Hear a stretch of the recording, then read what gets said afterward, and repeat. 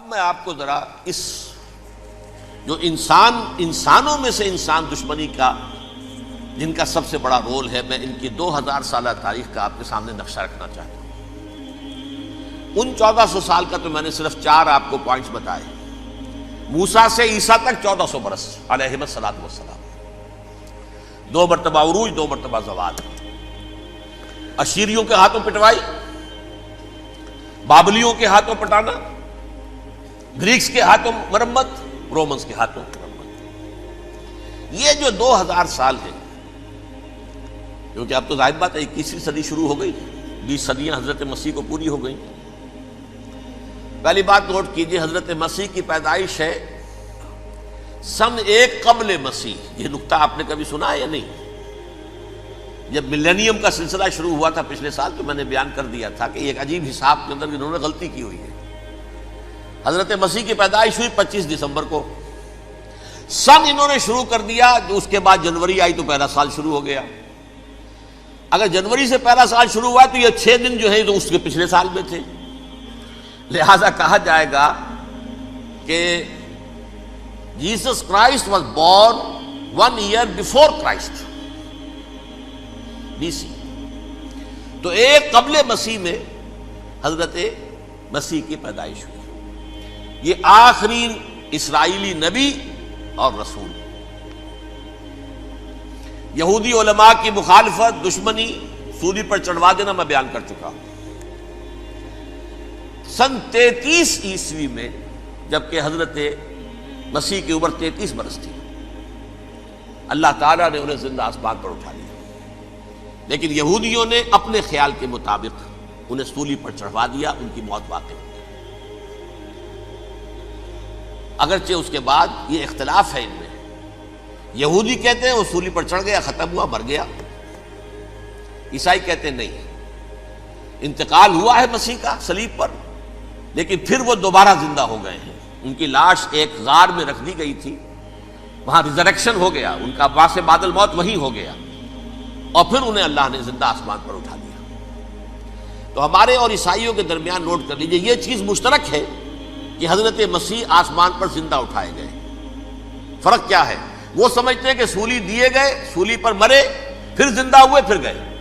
ہم سمجھتے ہیں کہ نہیں، وما صلبوہ وما قتلوہ، انہوں نے نہ صلیب دے سکے انہیں اور نہ انہیں قتل کر سکے، بل رفع اللہ الیہ، اللہ نے اٹھا لیا۔ پھر ہمارا اور یہ اس کا عیسائیوں کا ایک اور اتفاق ہے، سیکنڈ کمنگ آف جیسس، حضرت مسیح دوبارہ آئیں گے۔ یہ عیسائیوں کا بھی عقیدہ ہے اور ہمارا بھی۔ بہرحال تو جیسا کہ میں نے عرض کیا کہ اس وقت یہ عذاب استیصال، عذاب اکبر کے مستحق ہو چکے تھے، لیکن اللہ نے ان کی مدت دراز کی ہے، لیکن ان پر دنیاوی عذاب کا ایک کوڑا جو ہے اللہ تعالیٰ کی طرف سے اسی وقت برسا۔ دنیاوی عذاب دنیا میں رہتے ہوئے ختم نہیں کیا۔ 37 برس بعد، حضرت مسیح کے رفع سماوی کے 37 برس بعد، سن 70 میں یہودیوں نے بغاوت کی رومیوں کے خلاف۔ رومی ٹائٹس جنرل تھا ایک، اس نے پھر جو حملہ کیا ہے، 1,33,000 یہودی ایک دن میں قتل کیا یروشلم میں، اور ہیکل سلیمانی گرا دیا۔ وہ ہیکل پہلے بھی گرا تھا، پہلے 1400 سال کے دوران میں بھی نبوکڈنیزر نے گرایا تھا، لیکن پھر اس کے 150 سال بعد انہوں نے دوبارہ بنا لیا تھا، اس لیے وہ اسے سیکنڈ ٹیمپل کہتے ہیں۔ پہلا ٹیمپل جو حضرت سلیمان نے بنایا تھا، نبوکڈنیزر نے گرا دیا 587 قبل مسیح میں، پھر دوبارہ انہوں نے 150 سال کے بعد بنا لیا۔ وہ اس تاریخ کا حصہ ہے، میں نے جس کے بارے میں آپ کو تفصیل نہیں بتائی۔ اس میں یہ ہوا سن 70 میں وہ گرا دیا گیا، وہ آج تک گرا پڑا ہوا ہے۔ نمبر 2، یہ کہہ دیا گیا کہ یہودیوں اس ارض فلسطین سے نکل جاؤ، تم یہاں نہیں رہ سکتے اب۔ لہذا جس کا جہاں سینگ سمایا چلا گیا، یورپ میں چلے گئے، ایشیا میں آ گئے، عرب میں آ گئے، یہ 3 قبیلے جو رات بھی میں نے عرض کیا تھا، بنو قینقاع، بنو نذیر اور بنو قریظہ، یہ وہاں سے آ کے مدینے میں آباد ہو گئے۔ جس کا جہاں سینگ سمایا، افریقہ میں، ہندوستان میں، جہاں چلے گئے، ڈایاسپورا اسے کہتے ہیں، وہ آپ نوٹ کر لیجیے اس لفظ کو، ڈایاسپورا، ہمارا دور انتشار، جبکہ ہمیں ہماری اصل سرزمین تو فلسطین ہے، حضرت ابراہیم کا مسکن، حضرت اسحاق حضرت یعقوب کا مسکن فلسطین، یہ ہے ہماری اصل جاگیر، یہ تو ہماری جدی پشتی جاگیر ہے، لیکن یہاں سے نکال دیے گئے سن 70 عیسوی میں، اور وہاں سے لے کے 1917 تک ان کا ڈایاسپورا جاری رہا۔ یہ دور انتشار ہے۔ اس دور انتشار کے اب چند حصے ہیں جس کو میں چاہتا ہوں کہ آپ علیحدہ علیحدہ سمجھ لیں۔ دور انتشار کا جو پہلا جو ہے تقریباً 300 برس، رومی حکمران تھے، وہ یہودیوں کے بھی دشمن تھے اور عیسائیوں کے بھی دشمن تھے، عیسائی اور یہودی ایک دوسرے کے بھی دشمن تھے، لیکن رومی سمجھتے تھے کہ یہ ایک ہی تھیلی کے چٹے بٹے ہیں۔ رومیوں کے نزدیک عیسائی بھی یہودیوں ہی کا ایک فرقہ تھے، کوئی علیحدہ مذہب تو تھا ہی نہیں، لہذا رومی جو ہیں رومنز وہ ان دونوں کو ستاتے تھے، مارتے تھے، اور یہ آپس میں لڑتے تھے، یہودی عیسائیوں کو مارتے تھے، عیسائی یہودیوں کو مارتے تھے۔ یہ ہے 300 برس تک کی تاریخ۔ سن 300 عیسوی میں کیا ہوا؟ ایک معجزہ ہو گیا۔ بہت عظیم ایمپرر کانسٹینٹائن، قسطنطین اعظم، رومن ایمپررز میں سے بہت بڑا ایمپرر، وہ عیسائی ہو گئے۔ اب تو معاملہ بالکل تلپٹ ہو گیا، پوری سلطنت عیسائی ہو گئی۔ اب عیسائیوں کے عیش ہو گئے اور یہودیوں پہ مار پڑنی شروع ہوئی۔ اب عیسائیوں کا آپ خود سوچئے کہ جنہیں وہ خدا بنا بیٹھے ہیں، خدا کا بیٹا قرار دے رہے ہیں، ان کے قاتل کون؟ یہودی بدماش۔ لہذا ان کی وہ پٹائی شروع ہوئی ہے یورپ میں، پوری رومن امپائر میں انہیں ذلیل کیا گیا، شہروں میں آمد بند، علیحدہ رہو، گھیٹوز کے اندر رہو۔ یہودی کا نام جو ہے وہ گالی بن گیا، جیسے آج بھی یہودی گالی کہتے ہیں، جیسے خنزیر کا لفظ، آخر وہ بھی اللہ کی مخلوق ہے، لیکن آپ کو معلوم ہے کوئی شخص زبان پر نام نہیں لانا چاہتا خنزیر کا، سور کا، ہے تو مخلوق، وہ بھی ایک حیوان ہے۔ ایسے ہی یہ ہے یہودی، یہودی گالی، جیوٹ گالی۔ لہذا ایک طرف تو ان دونوں کے درمیان دشمنی، جس کو قرآن کہتا ہے وَأَغْرَيْنَا بَيْنَهُمُ الْعَدَاوَةَ وَالْبَغْضَاءَ، ہم نے ان کے مابین دشمنی جو ہے پیدا کر دی ہے۔ اور جب یہ پوری سلطنت عیسائی ہو گئی تو قافیہ تنگ ہو گیا یہودیوں کا۔ اب آئیے 571 عیسوی، یعنی جب کہ ڈایاسپورا کو کتنا عرصہ ہو چکا تھا؟ 500 برس۔ سن 70 سے شروع ہوا نا ڈایاسپورا، جب ٹائٹس نے گرایا ہے ہیکل کو اور نکال باہر کیا انہیں فلسطین سے، بھاگ جاؤ یہاں ایک یہودی بھی نہیں رہے گا، فلسطین سے نکال دیے گئے۔ اس کے پورے 500 برس بعد سن 571 عیسوی میں حضور کی پیدائش ہوئی، ولادت با سعادت محمد الرسول اللہ صلی اللہ علیہ وسلم۔ 610 میں آپ پر وحی کا آغاز ہوا، لیکن حضور کے ساتھ ان کا معاملہ کیا رہا؟ اول تو جبکہ حضور ابھی مکے ہی میں تھے، یہودیوں نے ریشہ دوانیاں شروع کر دی حضور کے خلاف۔ قریش مکہ کو سکھاتے تھے، پڑھاتے تھے، ان سے یہ پوچھو، ان سے یہ پوچھو، انہیں اس طرح تنگ کرو، ان سے یہ امتحان لو، یہ آپ کے علم میں ہے۔ سورہ بنی اسرائیل میں، سورہ کہف میں وہ سوالات، جو امتحانی سوالات آئے تھے، ذوالقرنین کون تھا، اصحاب کہف کون تھے، تم رسول بنے پھرتے ہو تو بتاؤ، اور یہ روح کی حقیقت کیا بتاؤ، یہ ساری ریشہ دوانیاں کر رہے تھے بیٹھے ہوئے، ابھی وہیں پر حضور ابھی پہنچے بھی نہیں۔ ہجرت فرما کر حضور تشریف لے آئے تو حضور نے، جسے ماسٹر سٹروک کہا جائے گا، یعنی اسٹیٹس مین شپ کا ماسٹر سٹروک، آپ نے مدینے میں آتے یہودیوں کے ساتھ پیکٹ کر دیا، جوائنٹ ڈیفنس پیکٹ آف مدینہ، کہ اگر مکے والے ہم پر حملہ کریں گے تو ہم مل جل کر ایک قوم کی حیثیت سے مقابلہ کریں گے۔ یہ میثاق مدینہ کہلاتا ہے، جس کے بہت غلط معنی پہنائے جا رہے ہیں آج کل۔ بہرحال میں موضوع میرا چونکہ یہ نہیں، میں ادھر نہیں جاؤں گا، لیکن ہوا کیا؟ ہر مرتبہ یہ خیانت کے مرتکب ہوئے، ان نے جو عہد کیے تھے ان سے پھرے، اندر ہی اندر سازش، ریشہ دوانی، حضور کی بدترین دشمنی۔ سورہ نساء کی آیت نمبر 12 میں 14 میں 13 میں فرمایا ہے لا تزال تطلع علی خائنۃ منہم، اے نبی ہمیشہ آپ کے علم میں ان کی طرف سے خیانتیں، بددیانتیاں آتی رہیں گی. اور بار بار وہ مسلسل جنگ کی آگ بھڑکاتے تھے.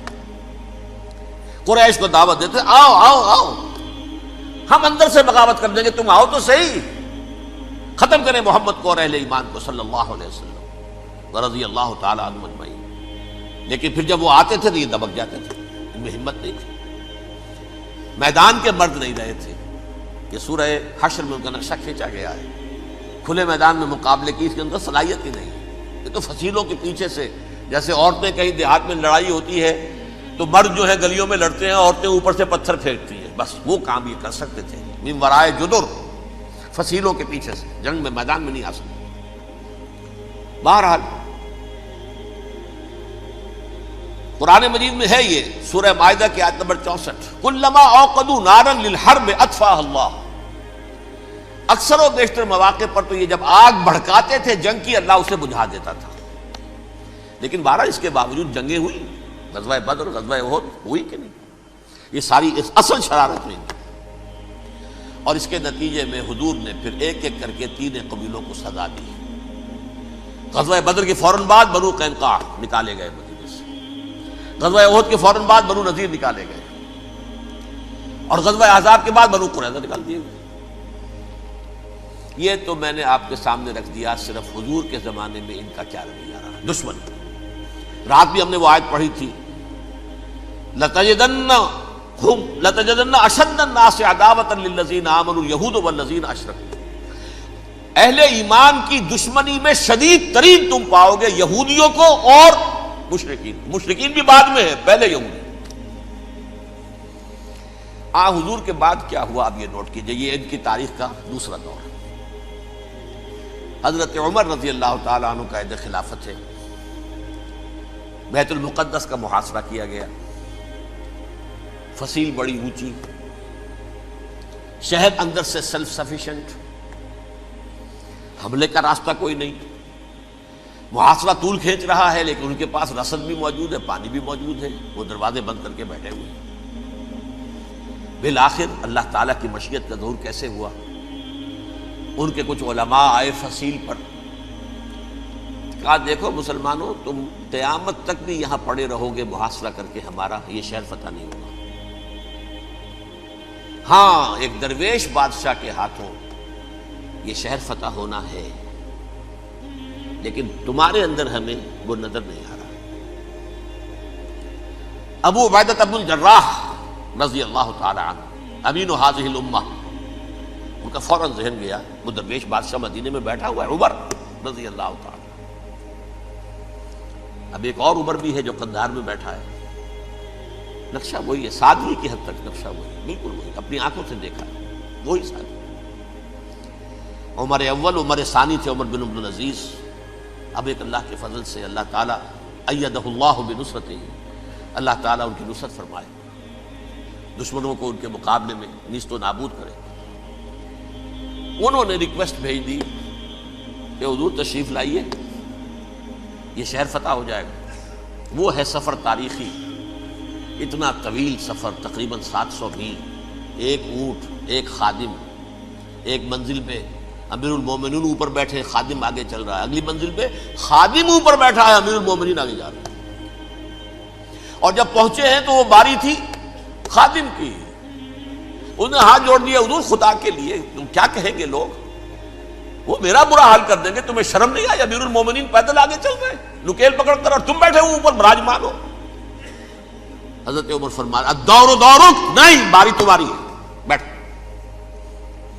اس حال میں پہنچے ہیں. اور پھر یہ کہ ابو عبیدہ بن الجراح آئے ہیں، استقبال کیا ہے تو دیکھا ہے اس حال میں چلے آ رہے ہیں. عمر نکیل پکڑے ہوئے چلے آ رہے ہیں، اور کہتے ہیں کہ کہیں کیچڑ ویچڑ تھا، جوتے خراب ہو گئے تھے، وہ بھی اتار کے ہاتھ میں پکڑے ہوئے، کپڑے تو تھے ہی پھٹے ہوئے. انہوں نے کہا بھی حضرت ابو عبیدہ نے، دیکھیے یہ بڑا متمدن ملک ہے، بڑا مہذب علاقہ ہے یہ، آپ ذرا حلیہ اپنا درست فرما لیں تب جا کے پیش ہم آپ کو کریں گے. آپ نے فرمایا نحن قوم اعزنا اللہ بالاسلام، ہم وہ قوم ہیں جنہیں اللہ نے عزت دی ہے اسلام کے ذریعے سے، کپڑوں کے ذریعے سے نہیں، دولت کے ذریعے سے نہیں۔ اسی حال میں گئے ہیں، اوپر سے انہوں نے کھڑے ہو کر نشانیاں دیکھی ہیں، اپنی کتابیں کھولی، ہاں یہ وہی ہے، اچھا لو جی سرنڈر، شہر تمہارے ہاتھ میں۔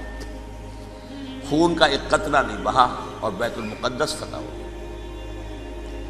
لیکن اس وقت حضرت عمر نے ایک نرمی یہ کی کہ یہودیوں کے لیے بھی اسے اوپن سٹی قرار دے دیا۔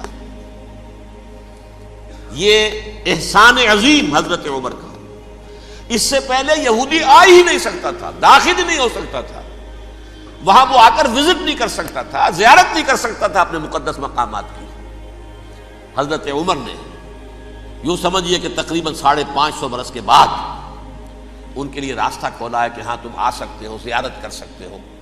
لیکن یہ عیسائیوں نے لکھوایا معاہدے کے اندر، انہیں یہاں آپ آباد ہونے کی اجازت نہیں دیں گے، لیکن کم وزٹ دی پلیسز، دیکھیں زیارتیں کریں اور جائیں۔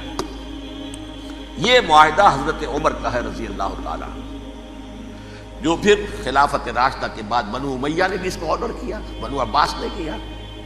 پھر جو ہمارے یہ ترکوں میں اندر خلافت آئی تو ترک خلفاء نے بھی اس معاہدے کی پوری پابندی کی۔ فلسطین میں آ سکتے ہیں یہودی صرف زائرین کی حیثیت سے، وہاں آباد نہیں ہو سکتے۔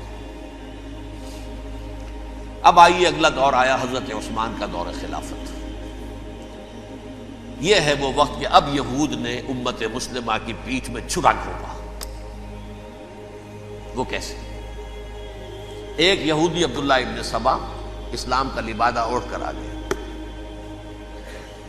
معاشرے کا جائزہ لے لیا، ان میں بنو ہاشم اور بنو امیہ میں جو پرانی کشاکش تھی اس کے کچھ نہ کچھ جراثیم باقی ہیں، اگر ان کو ذرا بھڑکا دے تو مسلمانوں میں انتشار پیدا ہو جائے۔ کہا یہ عثمان کون ہے؟ یہ تو بنو امیہ میں سے ہے، یہ حق تو بنو ہاشم کا ہے، خلافت ان کے پاس ہونی چاہیے، محمد کے تو رشتہ دار وہ ہیں صلی اللہ علیہ وسلم۔ عوام الناس کے اندر بات پھیلنی شروع ہوئی۔ پھر ایک بڑی سازش کے انداز میں حضرت عثمان کے خلاف پروپیگنڈا، حضرت عثمان کے جو عاملین تھے، گورنر تھے، ان کے خلاف پروپیگنڈا، اور ایسی ہوشیاری کرتے تھے کہ کوفے میں کوفے کے حاکم کے خلاف کچھ نہیں کہنا، اجی مصر میں یہ ہو رہا ہے، اجی شام میں یہ ہو رہا ہے، اجی یہ جو عثمان ہے وہ یہ کر رہا ہے، یہ ظلم ہو رہا ہے، یہ لوٹ مار ہو رہی ہے، یہ خیانتیں ہو رہی ہیں۔ اب نہ تو اس زمانے میں مینز آف کمیونیکیشن، کیسے تصدیق کریں؟ افواہیں تو آپ آج کراچی کے اندر شروع ہو جائے تو پتہ نہیں چل سکتا کسی کو کہ کیا اس میں صداقت ہے کیا جھوٹ ہے، اور بری بات جو ہے فطرت انسانی کی کمزوری ہے وہ فوراً قبول کرتا ہے، کسی کے بارے میں اچھی بات ماننے کو تیار نہیں ہوتا، لیکن بری بات تو فوراً تیار۔ بہرحال یہ فتنہ انہوں نے اٹھایا، حضرت علی کی الوہیت کا فتنہ اٹھایا، حضرت عثمان کے خلاف الفتنۃ الکبریٰ برپا کیا، حضرت عثمان شہید ہوئے۔ اس کے بعد 5 برس تک مسلمان ایک دوسرے کی گردنیں کاٹتے رہے، باہمی خانہ جنگی ہوئی، امت کو وہ زخم لگایا ہے جو آج تک جس سے خون رس رہا ہے۔ یہ شیعان عثمان اور شیعان علی تھے جو بعد میں پھر سنی اور شیعہ ہو، اور آج تک فتنہ کس نے جگایا؟ ایک عبداللہ ابن سبا یہودی اور اس کے کارندے، شیطان کا ایجنٹ، اور انسانوں میں سے بھی اس کے جو بھی حواریین تھے اور شیطانوں کے اندر سے بھی تھے، انہوں نے بھی اس آگ کو بھڑکایا۔ یہ آپ سوچ لیجئے کہ یہ کس نے وہ زخم لگایا؟ یہودی۔ اگلا دور آیا، خلافت راشدہ ختم ہوئی، بنو امیہ کا بھی دور کافی گزر گیا۔ طارق ابن زیاد 712 عیسوی میں حملہ کرتے ہیں اسپین پر۔ اسپین اس وقت عیسائیت کا بہت بڑا گڑھ، بڑے کٹر ترین عیسائی جو ہے وہ اسپین میں تھے، لہذا یہودیوں کی وہاں بہت پٹائی ہوتی تھی، یہ میں بتا چکا ہوں، دشمنی تھی، یہ تو چلی آ رہی تھی عیسائیوں کے ہاتھوں یہودیوں کی، وہ تو سن 300 عیسوی سے ایمپرر کانسٹنٹائن کے بعد سے شروع ہو گئی تھی۔ اس حوالے سے یہودیوں نے اس وقت چالاکی یہ برتی، کچھ راستے واسطے بتائے، کچھ مدد کی طارق ابن زیاد کی۔ طارق ابن زیاد نے انہیں اپنا محسن سمجھا، ہسپانیہ فتح ہو گیا تو یہودی چونکہ محسنین کی فہرست میں آ چکے تھے، انہیں بہت اقتدار نصیب ہوا، بڑی سپورٹ مسلمانوں نے دی۔ ان کے بڑے بڑے علماء جو ہیں اسی دور کے اندر پیدا ہوئے، بڑے بڑے تھنکرز ان کے اسی دور میں پیدا ہوئے۔ بن گوریون جو کہ ایک وزیر اعظم تھا اسرائیل کا، اس نے یہ لکھا ہے اپنی کتاب میں، Muslim Spain was the golden era of our diaspora. وہ ڈائسپورا جو 70 عیسوی سے شروع ہوا تھا اور 1917 عیسوی تک جاری رہا ہے، اس میں سے گولڈن ایرا ہمارا جو تھا وہ مسلم اسپین تھا۔ ہسپانیہ میں بیٹھ کر ہم عیش کیے، لیکن وہاں سے انہوں نے اور جو کچھ کیا، یہ تو داستان کے بہت سے گوشے ہیں، لیکن میں جس اسٹریٹ لائن میں چل رہا ہوں اس کے اعتبار سے ایک بات سمجھ لیجیے، وہاں بیٹھ کر انہوں نے اب عیسائیت کی پیٹھ میں چھرا گھونپا، پروٹیسٹنٹ مذہب پیدا کیا، تقسیم کر دیا، جیسے شیعہ سنی کی تقسیم، عبداللہ ابن سبا، رومن کیتھولک اور پروٹیسٹنٹ کی تقسیم، یہودی علماء۔ ہوتا کیا تھا، ہسپانیہ کی یونیورسٹیاں ہیں، کارڈووا میں ہے، ٹولیڈو میں ہے، گریناڈا میں ہے، غرناطہ، قرطبہ، تولیتلا، اور وہاں آتے تھے لوگ، فرانس سے چلے آ رہے ہیں نوجوان پڑھنے کے لیے، جرمنی سے چلے آ رہے ہیں، اٹلی سے چلے آ رہے ہیں، 3 ہی ملک قریب ترین پڑھتے ہیں سینٹرل جو یورپ کے ہیں۔ یہاں پر جو ہے وہ اسلام جو نور پھیلا رہا تھا اس سے بھی مستفیض ہوئے، جہالت کے جو ہے پردے ان کے وہ چھٹے، اس کے ساتھ ہی وہ یہودی وہاں ان کے اندر جو جراثیم داخل کر رہے تھے وہ اس عیسائیت کے خلاف بغاوت تھی، جو اس وقت دنیا میں عیسائیت اس وقت تھی، پوپ کا راج تھا دنیا میں اس وقت۔ یورپ میں جو عیسائیت تھی اس میں ایک طرف بادشاہ تھے، لیکن بادشاہوں کی حیثیت وہاں پر یوں سمجھ لیجئے کٹ پتلیوں کی تھی، اصل قوت پوپ کے ہاتھ میں تھی۔ اور پوپ کو انہوں نے جیسے قرآن نے کہا اتخذوا احبارهم ورهبانهم اربابا من دون اللہ، کیونکہ سینٹ پال نے شریعت موسوی ساقط کر دی تھی تو اب شریعت تھی ہی نہیں، پوپ کو اختیار تھا جس چیز کو چاہے حلال قرار دے دے، جس چیز کو چاہے حرام قرار دے دے۔ اتخذوا احبارهم ورهبانهم اربابا من دون اللہ۔ انہوں نے کہا صاحب یہ پوپ کس بلا کا نام ہے، یہ بھی انسان ہے، بات تو ٹھیک تھی نا، اصل حیثیت تو کتاب کی ہونی چاہیے، ڈیوائن بک، دی ریویلڈ اسکرپچر، لہذا یہ کتاب ہر شخص پڑھ سکتا ہے، کوئی پوپ کے باپ کو جو ہے کوئی اس کے لیے پروپرائٹری رائٹس تو نہیں ہے کہ صرف پوپ پڑھ سکتا ہے یا پادری پڑھ سکتے ہیں، ہم بھی پڑھ سکتے ہیں، ہم بھی سمجھ سکتے ہیں۔ یہ باتیں تھی کہ جن کو بڑھا چڑھا کر بیان کر کے اور پوپ کا اقتدار ختم کرا دیا اور توجہ مرکوز کر دی بائبل کی طرف۔ اب بائبل میں بڑا حصہ تو اولڈ ٹیسٹامنٹ کا ہے،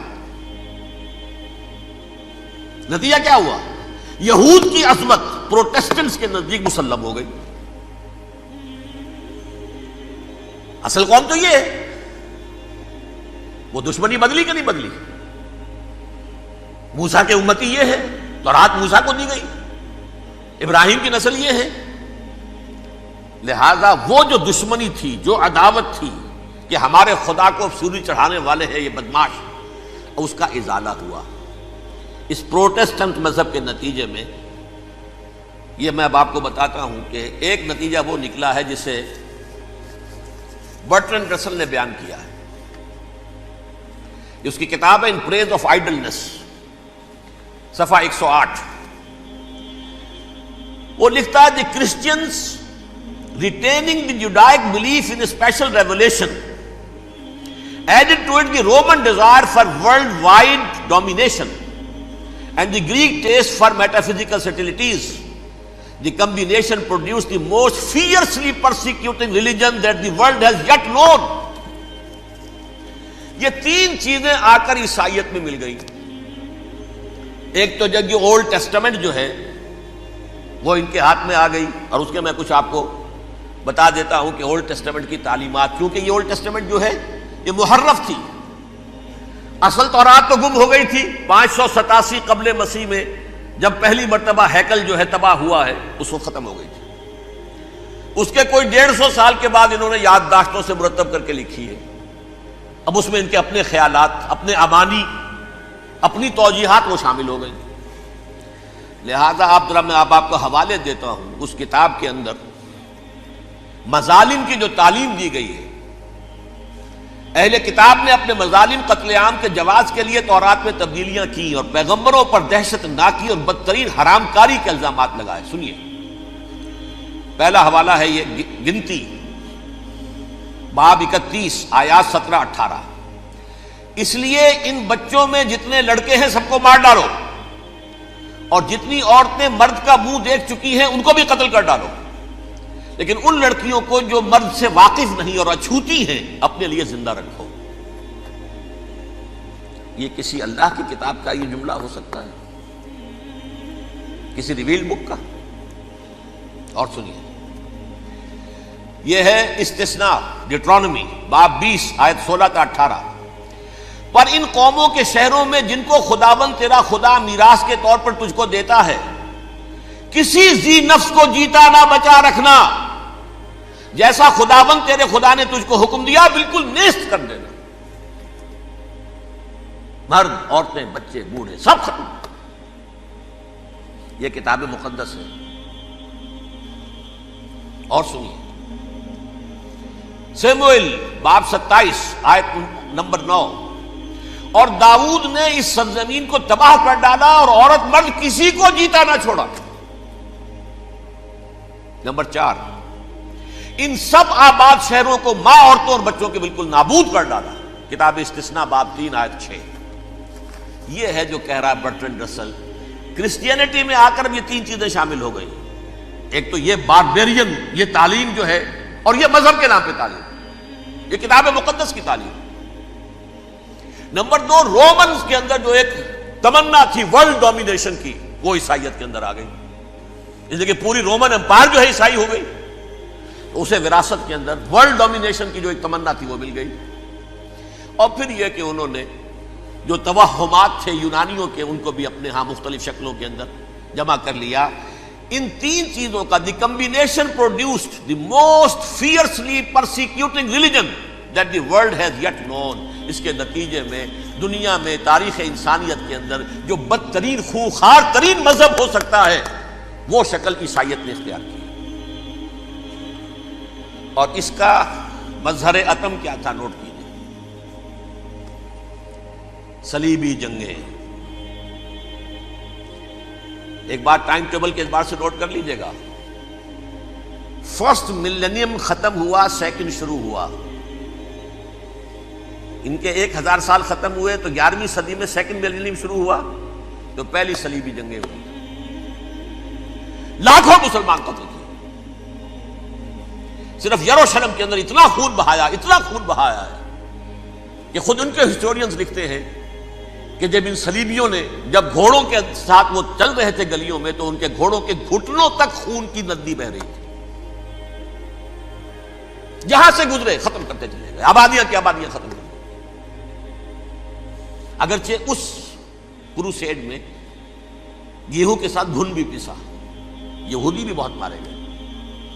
یہ فرانس سے، جرمنی سے جب یہ کروسیڈرز آ رہے تھے، 3000 میل کا سفر طے کر کے آئے تھے. سوچئے تو صحیح. اربن ثانی پوپ جو تھا، آگ لگا دی تھی اس نے پورے یورپ کے اندر.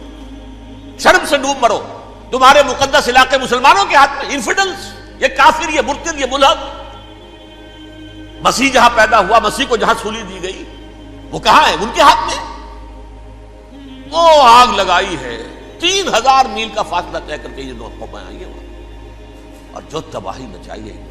تاریخ انسانی میں ایسی بربریت کی کوئی مثال. اور یہ ان کے اپنے ہسٹورینز لکھتے ہیں. شرم کے مارے ایسے محسوس ہوتا ہے جیسے ان کی گردنیں جھکی جا رہی ہیں.